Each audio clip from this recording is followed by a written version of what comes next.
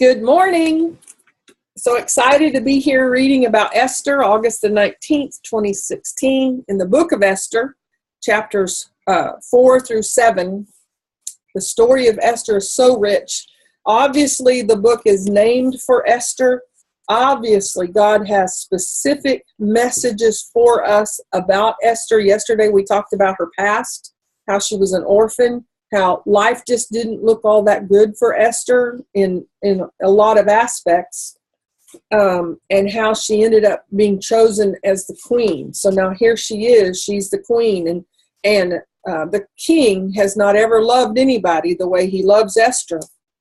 And then Mordecai refuses to bow down to Haman, the second in command, the king's right-hand man, who got full of himself and decided that everybody was to bow down to him. And Mordecai refuses.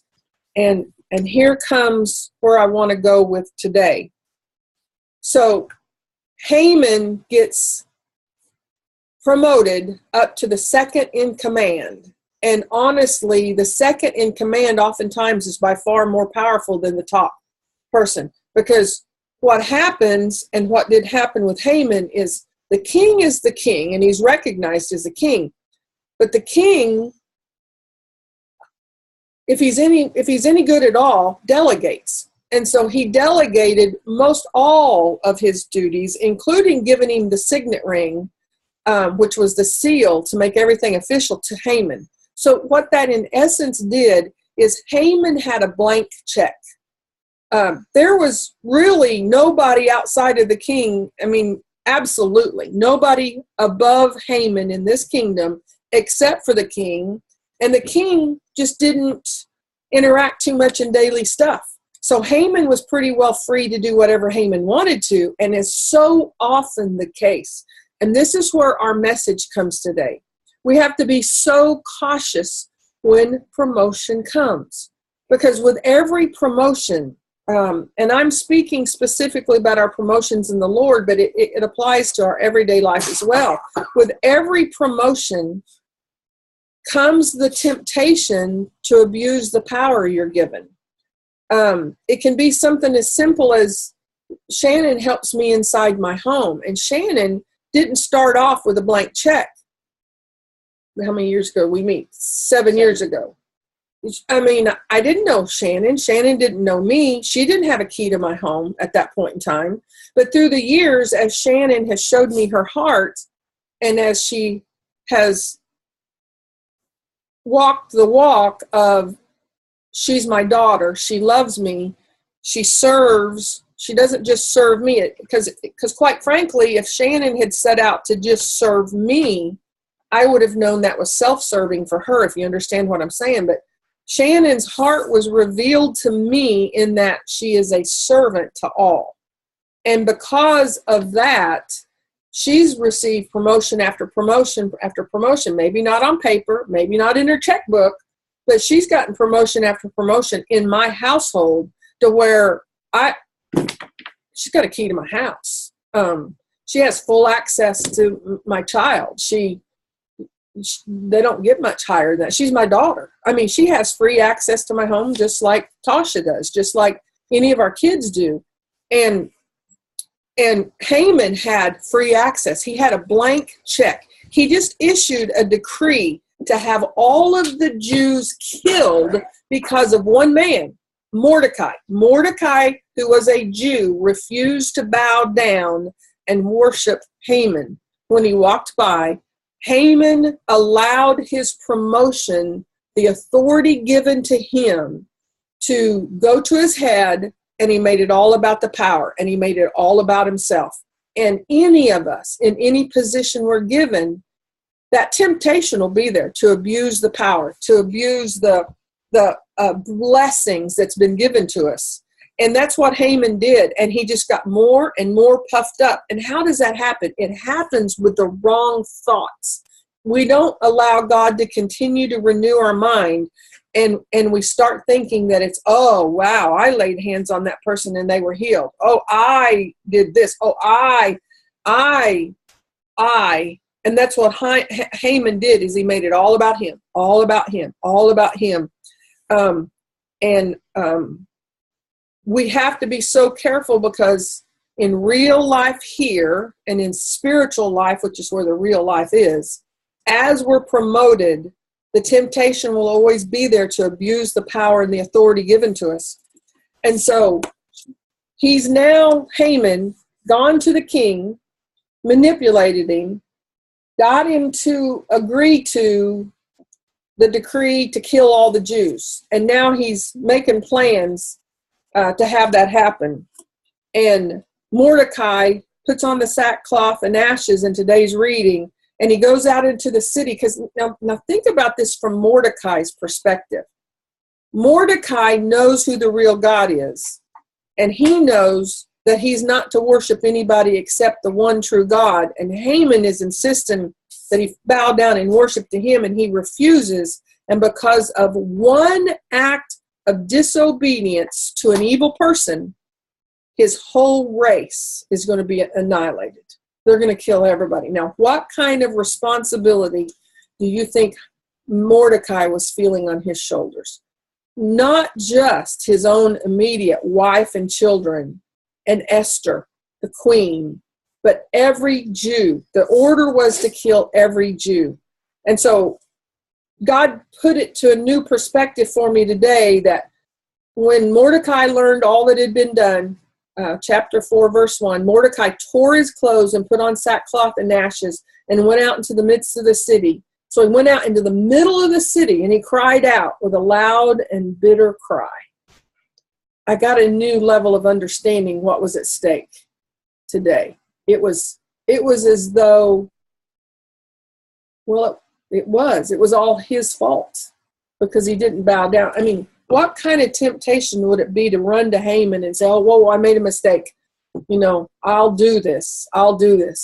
And where are we today in America with abortion being legalized, with same-sex marriage being legalized, with corruption in our political system? I mean, they just get on television, and it doesn't matter which party it is. You can just go down the list of falsehoods. I mean, you can't believe anything that comes across the media anymore, whether it's corruption from the politicians, or it's corruption in the news media, or it's corruption in our towns. It's everywhere. And what if our taking a stance, all of a sudden World War III broke out, and it was because of a stance we took? Are we that strong in our faith? And then I want to bring it back to Esther for just a moment. So Esther hears what Mordecai is doing. She immediately sends one of her servants down to offer him clean clothes, new clothes, so he'd get out of the sackcloth. Mordecai refuses it. Here she is up in the king's castle, and Mordecai, whom she loves, who has been a father to her, is in anguish, and she doesn't know why. So she finally sends somebody to inquire and to find out what's going on. And the conversation back and forth with Mordecai and Esther is powerful. And I want to start in chapter 4, verse 12. And they told Mordecai what Esther had said. Okay, let's talk about what Esther said. I want to back up. So in verse 8, Mordecai also gave a copy of the written decree issued in Susa for their destruction, that it might be shown to Esther, and explain it to her, and command her to go to the king to beg his favor and plead with him on the behalf of her people. So Mordecai is asking her to go to the king.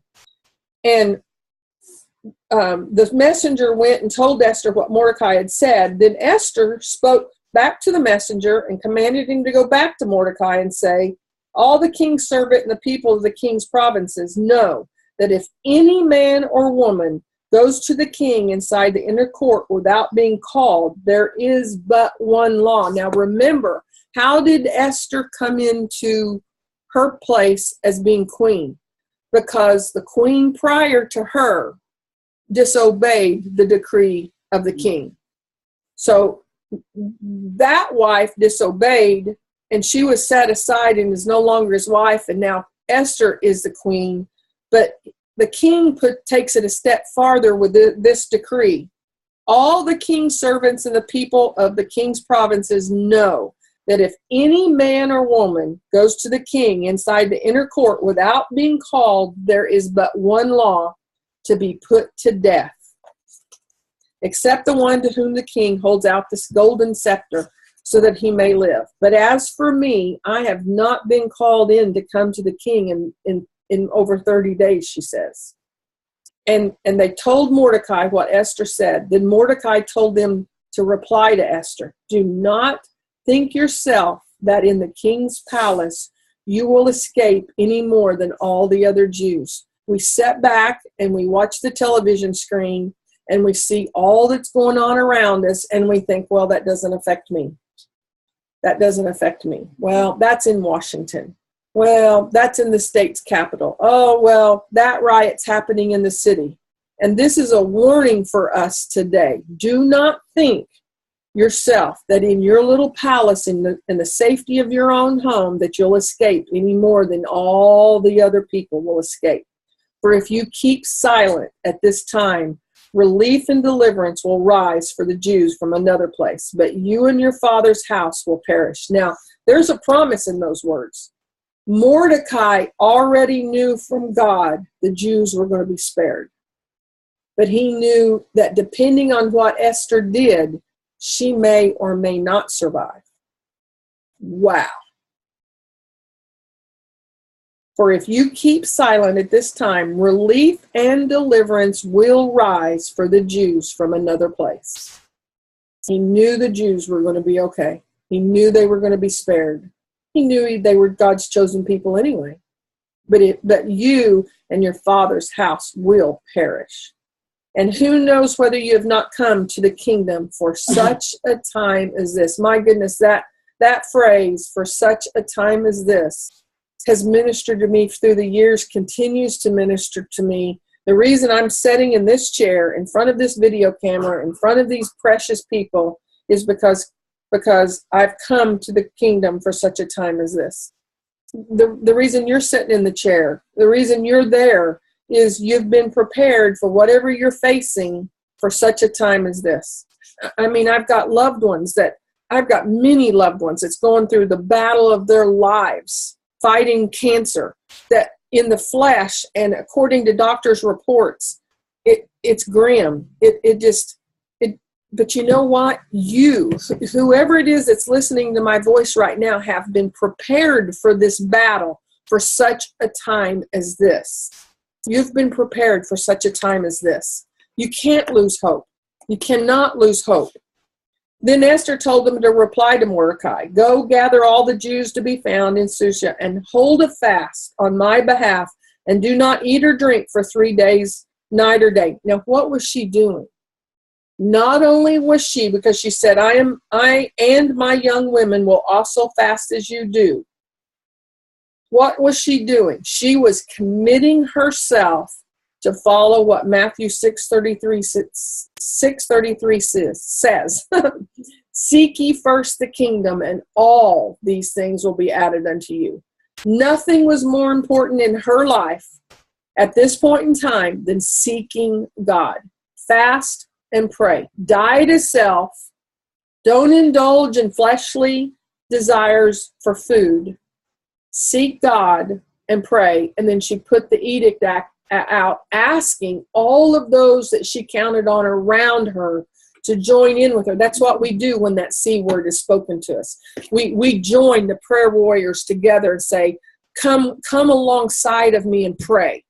When disaster hits our family, we do exactly what Esther said, and we gather those prayer warriors together to pray. And then I'll go to the king. So, and on the third day, Esther put on her robe and stood in the inner court, and we know how this goes. She was very methodical. There's another message in this. So she prayed and she sought God, and God gave her a plan. She knew what she was supposed to do. Now, what's at stake here? Mordecai will be killed. Every loved one that she has will be killed. Total destruction for her people. Total destruction. There's those of us that have loved ones that their marriages is on the brink of divorce. We have families that are on the brink of ruin. We have relationships that are teetering. It's very similar to what we're reading about right here. Esther did exactly what God tells us to do, and that is to seek God. And then he gave her steps to take. But Esther did not shortcut the steps. She was silent. She got asked, "What do you want? I'll give you half my kingdom." And yet she knew that if she said it the first time he asked, it wouldn't be done. She knew if she explained what she wanted the second time, it wouldn't be done. I mean, you know how many hours there are in 24 hours a day? How long the days are when you're waiting for that clock 1 minute at a time to tick off 24 hours? That's what she waited, knowing what's in her heart, knowing what she wanted, knowing what's at stake. One of two things could happen. He could instantly have her killed because of her request. Instantly, she could be gone. Or he could deny her request and she'd fail at what she was doing, or she'd have God's favor. And the only chance she had to have God's favor was to obey him. We live in a world of instant gratification. We live in a world that we want it right now. I want my answer from God right now. And by golly, I've prayed. And if he hasn't answered me right now, then he's just not listening. That is not true. That is not true. He guides us one step at a time, one day at a time, 1 minute at a time. And we have to exercise patience and trust and faith. God had spoke to Esther, I believe, in her 3 days of fasting and prayer. And I don't think she knew what was going to happen on the third day, but I think she knew what was going to happen that day. And she knew to do this and to do this. And there's no doubt in my mind she remained in constant prayer to her God. The God of the universe, her creator, is who she was looking to for help and guidance. The man who had always guided her was outside of the kingdom. He couldn't come into the inner courts to be with her. She had nobody except God. And that's when we are our most powerful, is when we don't have anything else but God. Too often we turn to one another before we ever ask God. There is a place and a purpose, and all of our prayer warriors around us are placed by God for a purpose. I just talked about that, but it's never to replace our one-on-one abiding in him and searching inside for him to rise up and to guide us. And when he does, you'll have people around you, even your closest, will be going, "Well, Elizabeth, I don't think you should do that." "Well, Elizabeth, are you sure that would be God? That doesn't sound like God." I mean, who would think that after what happened to the first queen, that she would find favor with the king disobeying him again? I mean, the first one disobeyed and she set aside. And she disobeyed, but she had heard from God what to do. She knew that even with everybody around her telling her, "No, don't do that," that she was supposed to do it.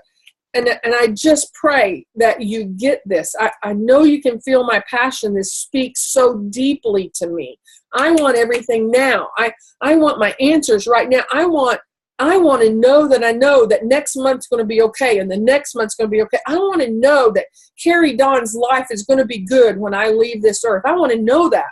I want to know that my grandbabies are going to live in a world of peace and that they're going to have happiness, and I want to know that they're going to follow God.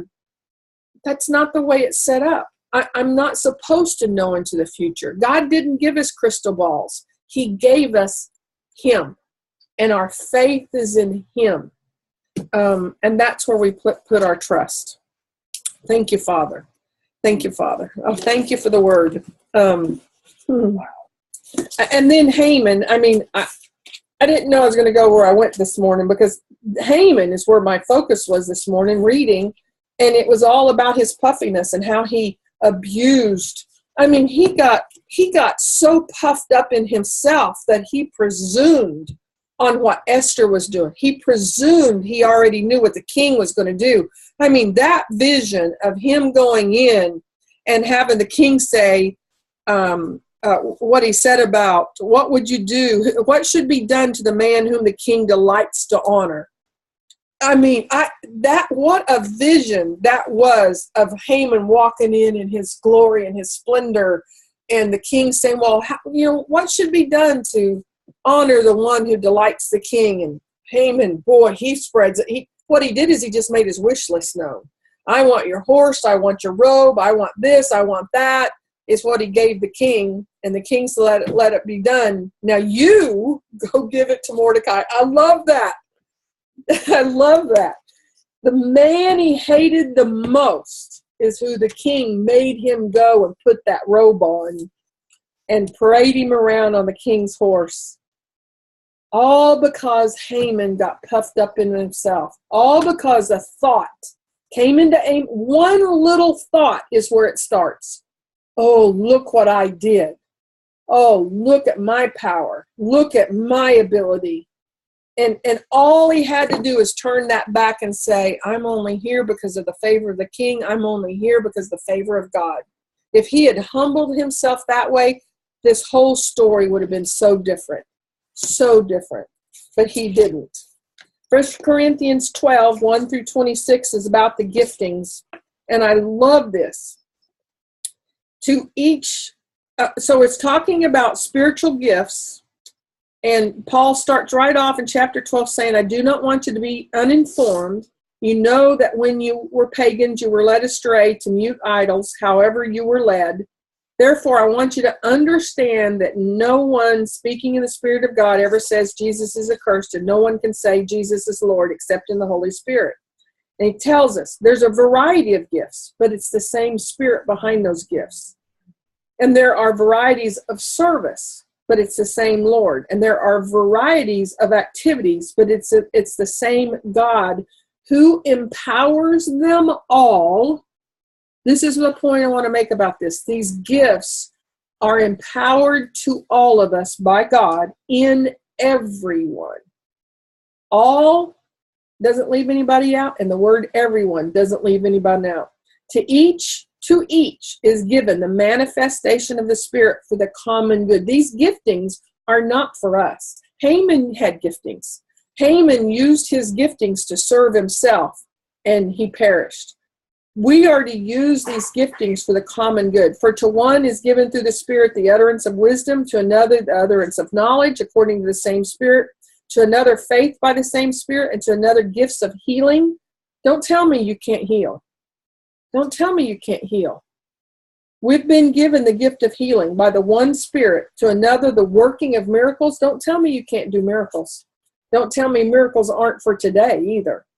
To another prophecy, to another the ability of distinguishing between spirits, to another various kinds of tongues, to another the interpretation of tongues. All these are empowered by one and the same Spirit, who apportions to each one individually as he wills. What that is saying is that we'll operate in and out of all of these giftings as God calls us to the situation.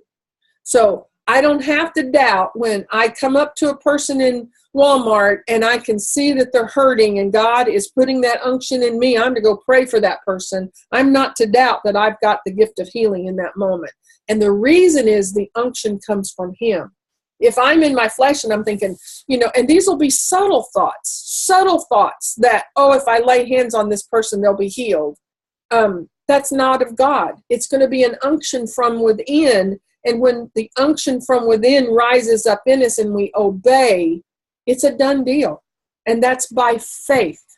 The same faith that raised Jesus from the dead is the same faith that we have inside of us. The same faith that allows us to know that we know that we know. Jesus was born of a virgin. An impossible thing. But we have faith and we know that is truth. The same truth is right here, that we have these spiritual giftings and we can operate in them as the Holy Spirit guides us to. So I'm going to read the Proverbs 21, verses 21 and 22. Whoever pursues righteousness and kindness will find life. That's what that 1 Corinthians is all about. Those giftings are life for other people. It's for the common good. And when we pursue God's righteousness, that life will spring forth from us. Righteousness and honor. A wise man scales the city of the mighty and brings down the stronghold in which they trust. God bless you. Know those giftings are for you, that you operate in them. Healing is yours. Healing is yours. You have healing on the inside of you. Rise and be healed. Rise and proclaim your healing. I love chatting with you, and we'll chat again next week. Have a wonderful weekend on this fabulous Friday. Love you guys.